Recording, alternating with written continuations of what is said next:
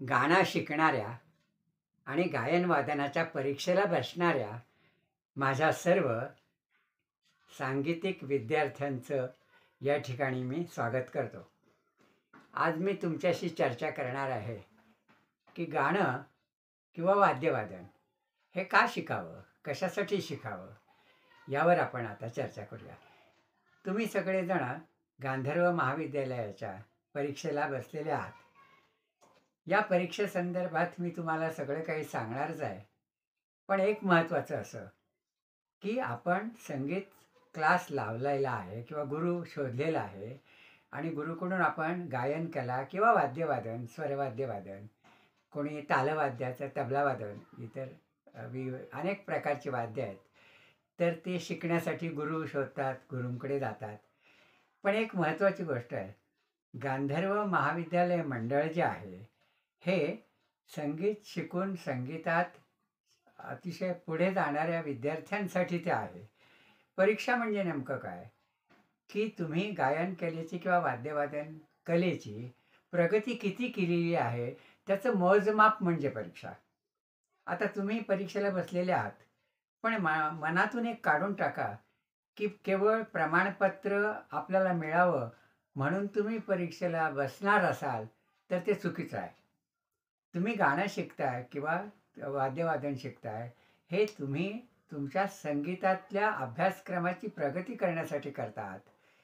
गांधर्व महाविद्यालय फक्त तुम्हाला परीक्षा देण्यासाठी उद्युक्त करतं, प्रविष्ट तुम्हाला करून घेतं आणि उत्तम चांगल्या दर्जाचे परीक्षक नेमून तुम्ही किती तुमची तयारी किती झालेली आहे हे बघण्यासाठी ते तुम्हाला प्रमाणपत्र देतं. तेव्हा तुम्ही सगळे, मी असं धरून चालतो की तुम्ही सगळे गाणं शिकण्यासाठी किंवा वादन शिकण्यासाठी त्यात तुम्हाला म्हणजे प्रगती करण्यासाठी, प्रावीण्य मिळवण्यासाठी शिकतात हे अगोदर निश्चित करूया.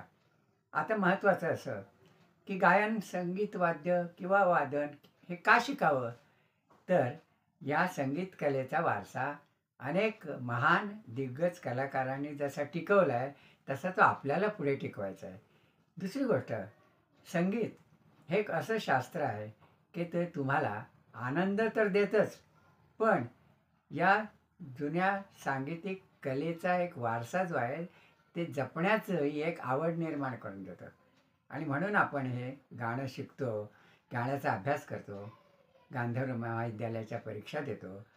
परीक्षेचं प्रमाणपत्र काय सांगतं की तुम्हाला गायन किंवा वाद्यवादन कलेत कितीसं कळतं, तुमची प्रगती किती झाली आहे हे सांगण्यासाठी प्रमाणपत्र आहे आणि त्यासाठी परीक्षा आहेत. तेव्हा असं आपण धरून चालूया.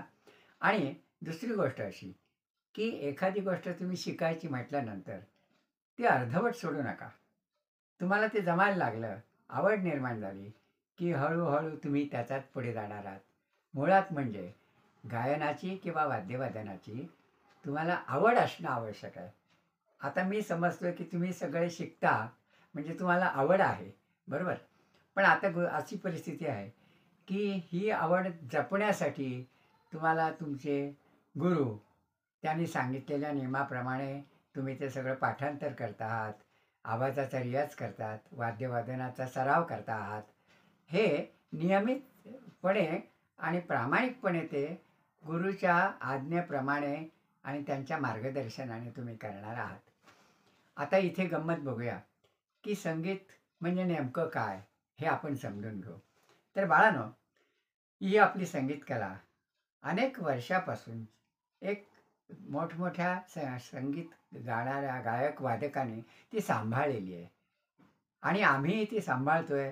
आमच्या विद्यार्थ्यांना सांगतोय ती पुढे सांभाळा, की ही स्वरगंगा पुढे अशीच वाहत राहिली पाहिजे. दुसरी गोष्ट, आपण अनेक प्रकारची गाणी म्हणतो, आवडीनं म्हणतो. तुम्ही पाठांतर करता, गाणी म्हणता, अनेक कार्यक्रमातून तुम्ही ती सादर करता. पण कुठलंही गाणं सुंदर गाण्यासाठी महत्त्वाचं काय आहे की तुमचा स्वर आणि तुमची लय ही पक्की असायला लागते. स्वरांची साधना असावी लागते. तुमचा गळा हा व्यवस्थित साथ देणारा आणखी चालणारा असा तो असावा लागतो. तो करावा लागतो. सतत रियाज ठेवावा लागतो. गाईल त्याचा गळा या उक्तीप्रमाणे सतत तुम्ही गात राहिलं पाहिजे, वाद्य वाजवत राहिलं पाहिजे. जसं तुम्ही त्यात सराव करत राहाल तसं त्यात तुम्ही प्रावीण्य मिळवणार आहात. बरोबर. आता दुसरी गोष्ट अशी आहे की तुम्ही आज माझ्यासमोर बसलेले विद्यार्थी हे प्रारंभिक या परीक्षेला बसलेले आहात असं मी समजतो. बरोबर. मग आता प्रारंभिक परीक्षा म्हणजे नेमकं काय, तर ही गांधर्व महाविद्यालयाची पहिली प्राथमिक परीक्षा आहे की तुम्ही 2-3 वर्ष गुरुकडे जाऊन अभ्यास केल्यानंतर एक 8 रागांचा अभ्यासक्रम तुमचा पूर्ण करून झाल्यानंतर तुम्ही त्यात प्रावीण्य मिळवल्यानंतर मग तुमचे शिक्षक तुम्हाला सांगतात की आता तुझ्या परीक्षेचा आम्ही फॉर्म भरतो. आता परीक्षेचा तुम्ही फॉर्म भरला की मग तुमचा अभ्यासक्रम सगळा सुरू होतो. एक गोष्ट निश्चित आहे की परीक्षेला बसल्यानंतरच आपला अभ्यास सुरू होतो. हा माझा अनुभव आहे. मी सुद्धा अनेक ठिकाणी परीक्षा घ्यायला जातो तेव्हा विद्यार्थी सगळेच काही अभ्यासू किंवा तयारीचे नसतात, कमी जास्त प्रमाणात असतात. सध्याच्या धकाधकीच्या जीवनात शाळेच्या अनेक विषयांच्या अभ्यासामध्ये तुम्हाला तो वेळ मिळत नसेल, पण मुलांनो वेळ काढावा लागतो. आवड असेल तर सवड आपोआप प्राप्त होते. आपल्याला गाणं शिकायचं आहे, वाद्यवादन शिकायचं आहे म्हटल्यावर तर थोडासा वेळ हा काढावाच लागतो. शेवटी मेहनत आहे. तर आता गंमत अशी आहे की सुरुवात तुमची जी होते गाणं शिकण्याची प्रारंभिक परीक्षेच्या, ती कुठून होते, तर स्वरापासून, सा लावण्यापासून. आणि हा सा तुम्ही व्यवस्थित लावायला लागलात की मग तुमच्या शिक्षकांनाही आनंद होतो. कारण तुमची सुरुवात ही सारेगमपधनिसा ह्या 7 शुद्ध स्वरांपासून होते. त्याचा सराव तुम्ही अगोदर करता. तुम्ही पेटीच्या साथीनं ते स्वर गाता, त्याची सरगम पाठ करता आणि तुमच्या गळ्यातून ते सगळे स्वर जेव्हा तुम्ही लावायला लागता तेव्हा हळूहळू स्वरांच्या जागा तुम्हाला कळाव्या लागतात.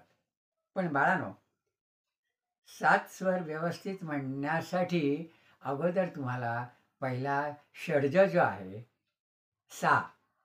आता षड्ज म्हणजे काय, तर जो 6 स्वरांना जन्म देतो तो स्वर म्हणजे षड्ज. हा षड्ज अगोदर स्वच्छ आणि अगदी बरोबर लागायला पाहिजे तानपुऱ्याच्या स्वरामध्ये. आता आमच्या वेळेला तानपुरा आम्हाला मिळणं फार कठीण होतं, पण आता तुम्हाला ह्या विज्ञानाने खूप काही सोयी करून दिलेल्या आहेत. तुमच्या मोबाईलमध्ये तानपुरा ड्रॉइड नावाचं एक ॲप आहे आणि ते तुम्ही सर्वांनी घ्या. म्हणजे तुमच्या खिशातला तानपुरा राहील आणि कुठेही तो सुरू करायचा आणि मग त्याचा अभ्यास सुरू करायचा. तर बाळांनो, आपण हा बघूया. तुम्हाला अगोदर सारेगमपध निसा हे स्वर शिकवताना अगोदर तानपुरा तुम्हाला देतात. आता हा बघा. आता हा मी तानपुरा तुमच्या ए शार्प म्हणजे काळी 5 या स्वरात लावला आहे. कारण साधारणतः मुलांचे स्वर हे काळी 4 किंवा 5 असतात. तेव्हा आपण एक सुवर्ण मध्य साधला आहे की हा काळी 5ला मी लावला आहे. आता हा स्वर तुम्हाला लावायला शिकवतात.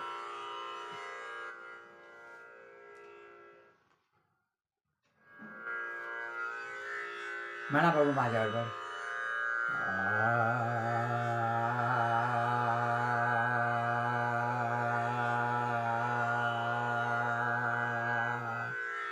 हा सा लावल्यानंतर मग रे ग म प धनी त्याच्या पुढे येणारे जे स्वर आहेत त्यांच्या निश्चित जागा ठरलेल्या आहेत.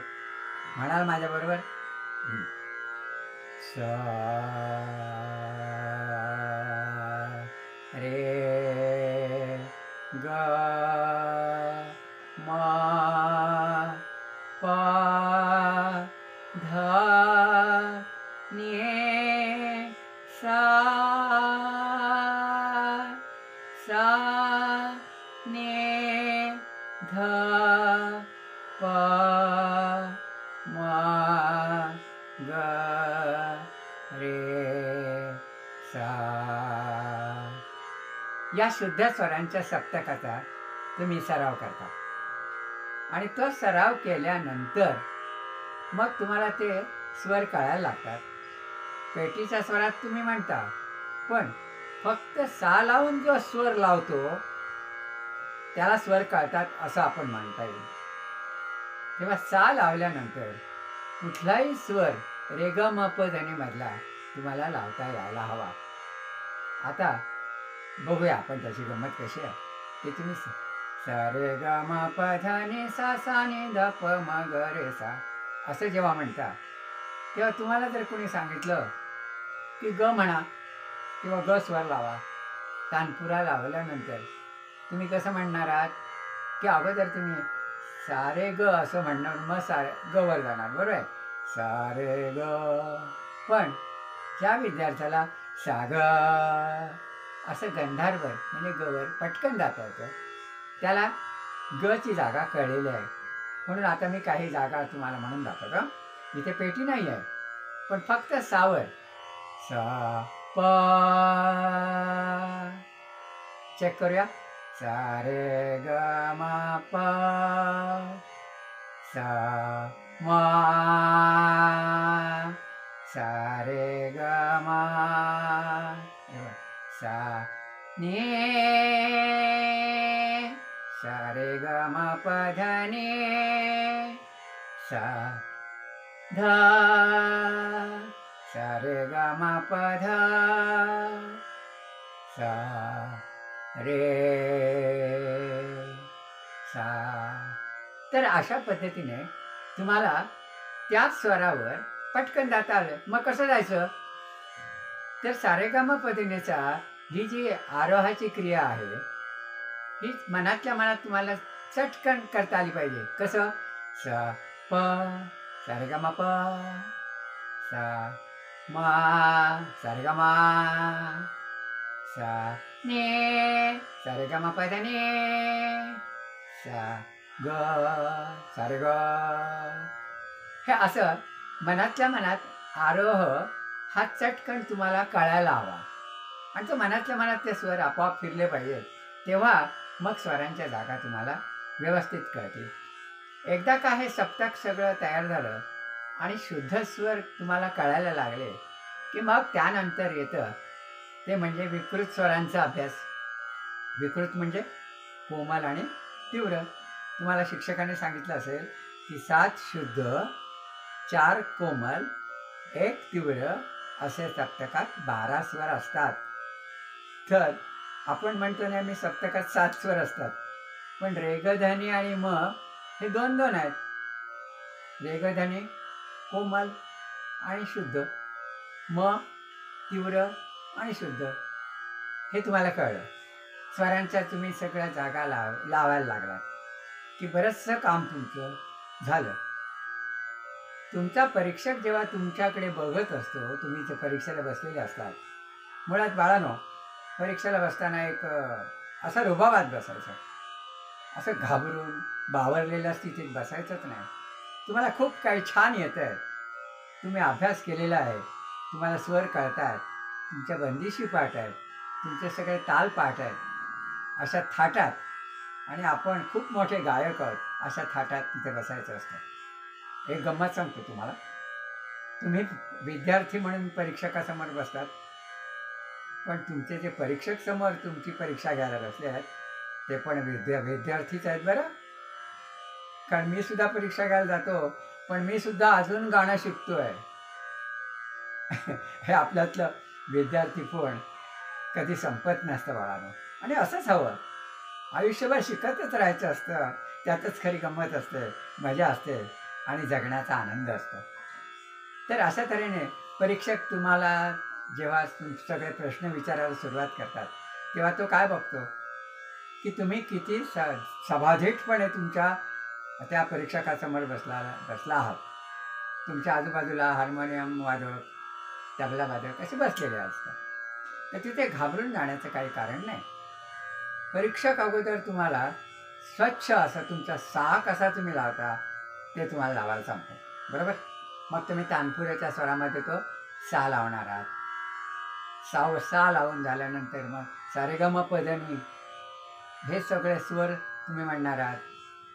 मग कदाचित तो तुम्हाला सांगेल की क्रमाने न जाता डायरेक्ट सा वरून प वर जा, सा वरून ग वर जा, सा वरून ध वर जा. अर्थात तो तुम्हाला स्वरांची नावं सांगणार की गंधार. तुम्हाला सगळे नाव माहिती असतील, शिक्षकांनी सांगितलं. कसं? रे ऋषभ, ग गंधार, म मध्यम, प पंचम, ध धैवत, नि निषाद. बरोबर? म्हणताना आपण मी पंचम लावला असंच म्हणायचं, प म्हटला असं म्हणायचं नाही. स्वर हे लावायचे असतात. मग त्यात गंधार, मध्यम, पंचम, निषाद. मग ह्या सगळ्या स्वरांच्या जागा जेव्हा तुम्हाला बरोबर कळायला लागतात, तेव्हा तुमचं गायनशास्त्र आणि गायनाचं शिक्षण हे खऱ्या अर्थाने सुरू होतं. आता वाद्यवादनांचं काय? तर तुमचा कान तयार असावा लागतो. तो कानाला स्वर तुमच्या कळावा लागतो, कारण वाद्यातून तो निघतो. हार्मोनियम याच्या एकदा पट्ट्या तुम्हाला दाखवून ठेवल्या की तुम्ही वाजवणार आहात. पण एखाद्या परीक्षकाने जर सांगितलं की मी स्वर म्हणतो, तू पट्टीवर बोट ठेवून माझे स्वर बरोबर वाजव. आता इथे प्रश्न आला की कानाला स्वर कळायला हवा, तेव्हा तुम्हाला ते कळणार आहे की ग वर बोट ठेवायचं का प वर. बरोबर? म्हणून गायक आणि वादकांना गायकाला गळ्याची तयारी असावी लागते, वादकाला कान पक्का असावा लागतो. कान हा शार्प आणि तिखट असायला लागतो. त्याला ते स्वर ज्ञान हे पक्कं कळावं लागतं. म्हणून वादकाने सतत स्वर ऐकले पाहिजे, सतत गाणं ऐकलं पाहिजे आणि त्याचं जे स्वरलिपी जी आहे ती पाठ करता आली पाहिजे. आता इथून पुढे परीक्षक दुसरा प्रश्न तुम्हाला विचारतो, तो म्हणजे तुमची सरगम किंवा पलटे. ठराविक स्वर बांधलेले असतात लयबद्ध, त्याला आपण अलंकार म्हणतो. हा अलंकार हा प्राथमिक अभ्यास आहे, स्वरांची कसरत आहे, स्वरांचा व्यायाम आहे. आणि म्हणून अगोदर ती सरगम व्यवस्थित पाठांतर करावी लागते. गायनशास्त्रामध्ये तुम्हाला शब्द हे अगदी व्यवस्थित पाठ करावे लागतात आणि वादनशास्त्रामध्ये स्वरलिपी म्हणजे नोटेशन हे पाठ करावं लागतं. तेव्हा विशेषतः हार्मोनियम, सिंथेसायझर जे वाजवणारे आहेत किंवा इतर वाद्य आहेत, त्यामध्ये व्हायोलिन आहे, सतार आहे, मेंडोलिन आहे, ही सगळी वाद्ये जी आहेत यांना स्वरलिपी पाठ करावी लागते. गायकाला सुद्धा करावी लागते, कारण आपण जे गाणं म्हणतो किंवा बंदिश म्हणतो त्याची स्वरलिपी काय हे माहीत असल्याशिवाय तुम्हाला ते आत्मविश्वासाने म्हणता येत नाही. आणि म्हणून तुम्हाला शिक्षक शिकवत असतील की तुम्ही जे बंदिश म्हणतात चीज रागाची, याचं नोटेशनसुद्धा तुम्हाला पाठ करायचं आहे. आता दुसरी गोष्ट अशी आहे की रागाची माहिती ही तर फार महत्त्वाची आहे. तुम्हाला विचारणार त्या आवडीचा राग अमुक एक कोणता आहे तुमचा, तर म्हणा. मग त्या रागाची संपूर्ण माहिती असावी लागते. आता राग म्हणजे काय की 7 स्वरातून किंवा 12 स्वरातून म्हणू आपण ठराविक स्वरांची निवड करून त्याची जी एक रचना तयार केली जाते की ज्याला शास्त्रीय अशी माहिती असते आणि त्याच्यातून निर्माण झालेली रचना ही भावपूर्ण असते, रसनिर्मिती करणारी असते, त्याला आपण राग म्हणतो. या अशा अनेक रागरागिण्या आहेत.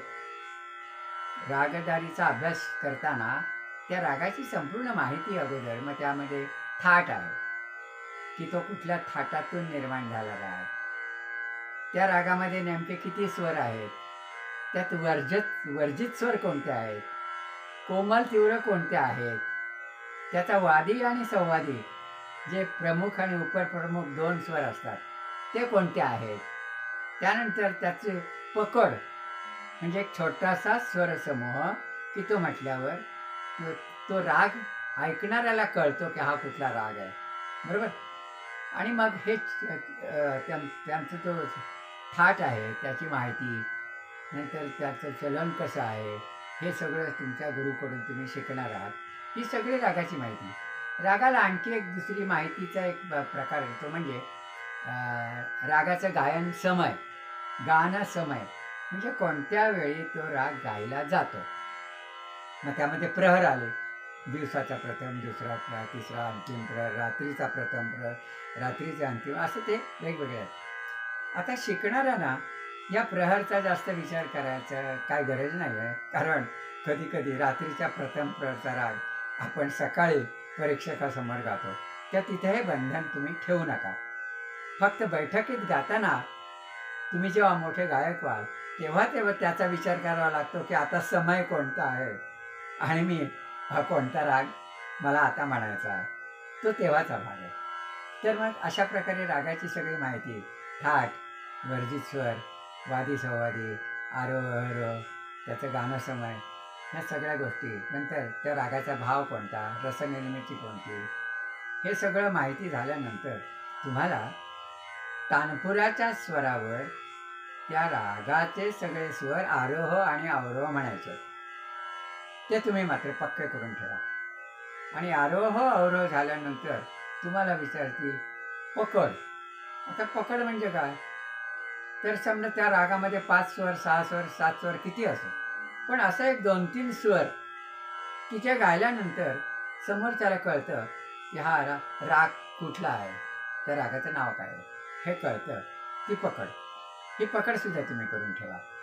आणि मग तुम्ही जे बंदिश गाणार आहात किंवा चीज, ती आधी मुळात संपूर्ण पाठांतर झालेली असली पाहिजे, ती अगदी बिनचूक म्हणता आली पाहिजे. त्याचे ते 2 भाग, स्थायी, अंतरा, त्याच्यात काही आलाप आणि ताना असल्या तर त्या सगळ्या पाठांतर करायचं आहे. पाठांतर हा आपल्या गायनातला अतिशय महत्त्वाचा भाग आहे, ते करावंच लागतं आणि ते तुम्ही करा. आणि मग तुम्ही ती बंदिश म्हणणार आहात. आता ही बंदिश म्हणत असताना तुम्ही कितीही सुरात गायलात तरी ती लयीत आहे की नाही, तबल्याचा ठेका तुम्ही नीट सांभाळताय की नाही, हे परीक्षक फार महत्त्वाचं बघतो. आता अलंकार म्हणताना सुद्धा तुम्ही तालात म्हणणार आहात, त्यामध्ये 3 मात्रांचा, 4 मात्रांचा, 6 मात्रांचा, म्हणजे 6 मात्रांचा, 7 मात्रांचा, असे वेगवेगळ्या प्रकारचे ते ताल आहेत. तर हे सगळे जे ताल आहे, हे सगळे अगोदर तुम्ही पाठ करून त्याचा सराव तुम्ही करणार आहात. आता दुसरी गोष्ट अशी आहे की त्या बंदिशीला एक ठरलेला जो ताल आहे, त्याचा अभ्यास तुमचा झालेला आहे का हे परीक्षक बघणार. मग आता तालाची जशी रागाला माहिती येते तशी एक तालाला माहिती येते. कोणती येते, तर त्यातली मात्रांची संख्या किती आहे, त्या मात्रांचे विभाग किती कसे पाडलेले आहेत, त्या मात्रांमध्ये सम ही जी पहिली प्रमुख मात्रा आणि काल कोणकोणत्या मात्रेवर येतो, हे सगळं आल्यानंतर तो त्या तालाची अक्षरं म्हणजे तबल्यातून वाजताना कसं वाजतो हे तुम्हाला म्हणून दाखवून त्या मात्रा तुम्हाला हातावर टाळी देऊन आणि बोटावर मोजून तो ताल दाखवावा लागतो. यालाच म्हणतात तालाचा अभ्यास. आणि हे ताल परीक्षकाला दाखवावे लागतात. तो सांगेल की एक त्रिताल हातावर दे, मग तुम्हाला ते व्यवस्थित म्हणता आलं पाहिजे. दुसरी गोष्ट अशी आहे की बरेच मुलं ताल देतात. मी त्यांना सांगितलं ए दादरा कसा आहे म्हणून दाखव. काही जण परीक्षक काय म्हणतात, नुसता म्हणून दाखव तोंडाने, आणि मग तुम्ही तो विचित्र पद्धतीने म्हणता की देन नाही जाते ना, असं नाही चालणार. तर तो ताल म्हणताना असं उत्साहाने म्हणा, ध धिन ना धा तिन ना हा, असं परीक्षकाला मजा वाटली पाहिजे ऐकायला की आता केरवा आहे त्यांचा धागुणाचं नका दिन, असं नाही चालणार. धग्गिन तीन नक्क दिन, धग्गिन तीन नक्क दिन, 1 2 3 4 धग्गिन तीन नक्क दिन, असा तो गायला आहे. आता झपतालची मजा तुम्हाला माहिती आहे की नाही ना, 2 3 2 3 कसे, धी ना धी धी ना तीन ना धी धी ना, या पद्धत जसं तबल्यातून तो बोल येतो. मग त्रिताल म्हणताना सुद्धा धा धन धिन धा धा धन धिन धा धा तिन तिन ता ता धिन धिन धा धा, असं तो अगदी व्यवस्थित उत्साहात आणि ठेक्यात म्हणता आलं पाहिजे. तालाचं नाव समजल्याबरोबर त्या मात्रा आणि त्याचे बोल पटकन म्हणता येणं हे फार महत्त्वाचं आहे. गायनशास्त्रामध्ये ठेक्याला फार महत्त्व आहे, तबल्याच्या साथीला महत्त्व आहे. गाण्याचे कुठलेही कार्यक्रम बघा, तबला हा प्रमुख असतो. म्हणजे तुम्हाला सांगतो, गायकाचा तबला वादक हा उजवा हात असतो. का? तर लयीशिवाय तो गाऊच शकत नाही गायक. म्हणून तबलाशास्त्र आणि तबला वादन आणि त्या तबल्याच्या विविध तालांची माहिती, हे मुलांनो तुम्ही अगदी कळकळीने आणि आवडीने सगळं करून द्या. तबला वाजवताना ऐका, कसा वाजतोय छान. तर हा सगळा अभ्यास करत असताना महत्त्वाचं असं की रागांचा अभ्यास, स्वरांचा अभ्यास, तुम्ही अलंकार, त्यानंतर तुम्ही म्हणता ती बंदिश ती कशी म्हणता. या व्यतिरिक्त तुम्हाला तुमच्या बंदिशीच्या व्यतिरिक्त गाण्यातलं काय काय ठाऊक आहे हे परीक्षक साधारण चाचपडून बघतो आणि विचारतो, दुसरं काय काय येतं तुला. मग तुम्ही सांगता आलं पाहिजे तुम्हाला की मला भक्तिगीत येतं, मला नाट्यसंगीत येतं. आता ही सगळी गाण्याचे विविध प्रकार आहेत, त्यात बरेच प्रकार आहेत. हळूहळू शिक्षक तुम्हाला ते सगळं सांगतील. पण इतर बाहेरची म्हणजे तुमच्या रागदारीच्या अभ्यासक्रमाच्या बाहेरची इतर जी गाणी आहेत ती सुद्धा तुम्ही बाळांनो करा आणि आवडीनं करा. गंमत सांगतो, नाट्यसंगीत ही जास्तीत जास्त तुम्ही जर शिकलात की शास्त्रीय संगीताचं काम सोपं झालं. कारण आम्ही जेव्हा गाणं शिकत होतो तेव्हा गुरुजी नेहमी म्हणायचे की आता नाट्यसंगीत शिका. आम्हाला कळत नव्हतं की आम्ही शास्त्रीय संगीत शिकायला आलो. मग गुरुजी म्हणाले, अरे नाट्यसंगीत हे शास्त्रीय संगीतच आहे, फक्त आपण बंदिशी ज्या म्हणतो त्या बंदिशीच्या ठिकाणी ते नाटककाराने नाटकाचे शब्द लिहिलेले असतात, ते नाट्यसंगीत. तर हे नाट्यसंगीत तुम्ही शिकलात, एखादं तरी नाट्यसंगीत शिका, म्हणजे परीक्षकाला ते आवडतं. बाकी इतर चित्रपट गीतं, भावगीतं, लोकगीतं हे सगळं आहे. पुढचा अभ्यासक्रम करणाऱ्या लोकांना दादरा, ठुमरी, टप्पा, गझल वगैरे ते अनेक प्रकार आहेत, ते तुम्हाला पुढे शिकायचे. पण आपल्याला निदान नावं तरी माहिती असायला हवी. आता हे सगळं परीक्षा देत असताना तुम्ही सगळं सांगून झाल्यानंतर शेवटी तुम्ही गाणं सुंदर म्हटलं, हातावर ताल दिले, तुम्ही अलंकार व्यवस्थित म्हटले. दुसरा एक महत्त्वाचा भाग येतो म्हणजे शास्त्रीय ज्ञान, म्हणजे व्याख्या. तुम्हाला शिक्षकाने सगळ्या व्याख्या लिहून दिलेल्या आहेत की स्वर म्हणजे काय, ताल म्हणजे काय, लय म्हणजे काय, आरोह म्हणजे काय, अवरोह म्हणजे काय, हे तुम्ही सगळं करणार आहात. आणि ते वहीत तुमच्या लिहून दिलेलं आहे. ते अगदी तोंड पाठ करून अगदी निर्भीडपणे फटाफट म्हणून टाकायचं की परीक्षा खुश की याला सगळ्या व्याख्या पाठ आहेत. आता व्याख्या आणि तुमचं प्रात्यक्षिक गायन यांचा संबंध आहे बरं. कारण आपण गाताना काय करतोय नेमकं हे त्या व्याख्येमध्ये सांगितल्याप्रमाणे सगळं तुम्हाला ते कळलं पाहिजे की मी आता काय करतोय, बरोबर. आता दुसरी गोष्ट अशी आहे, ह्या सगळ्या व्याख्या व्यवस्थित तुम्ही पाठ केल्यानंतर तुम्हाला बाहेरचं गाणंही तुम्ही व्यवस्थित गायल्यानंतर तुम्ही ते सगळं निर्भीडपणे आणि आवडीने. दुसरी गोष्ट, परीक्षक कधी कधी असे प्रश्न विचारतात की ते तुम्हाला कळत नाहीत किंवा काय, तो वेगवेगळ्या प्रकाराने ते प्रश्न विचारत असतो विद्यार्थ्यांना. शक्यतो विद्यार्थी आमचे गांधर्वाचे सगळे परीक्षक हे असे इतके समंजस आणि प्रेमळ असतात की ते मुलांच्या मनात सगळं आतमध्ये अभ्यास केलेलं सगळं ते हळूहळू काढून घेतात वेगवेगळ्या मार्गाने. तेव्हा तुम्ही त्याबद्दल काही काळजी करू नका, फक्त न घाबरता आणि सगळे हसत हसत उत्तर द्या.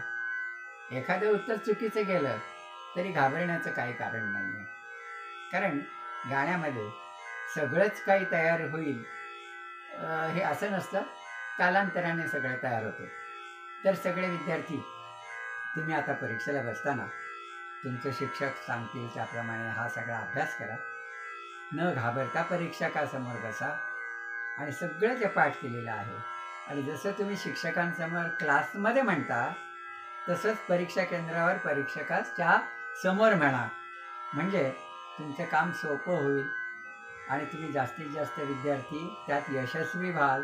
आणि बाळांनो एक लक्षात ठेवा, ज्याला विशेष योग्यता श्रेणी मिळते तो खरा अभ्यासू विद्यार्थी. पास होणं तसं सोपं आहे, पण त्याच्यामध्ये जास्तीत जास्त उत्तम श्रेणी की द्वितीय श्रेणी, प्रथम श्रेणी आणि विशेष योग्यता हे मिळवण्याचा प्रयत्न तुम्ही करा आणि आवडीनं गाणं शिका, आवडीने अभ्यास करा आणि हा तुमचा गाण्याचा प्रवास अखंड चालू दे. आजच्या भागामध्ये मी इथेच थांबतो. तुम्ही या परीक्षेला यशस्वी व्हा. ओके.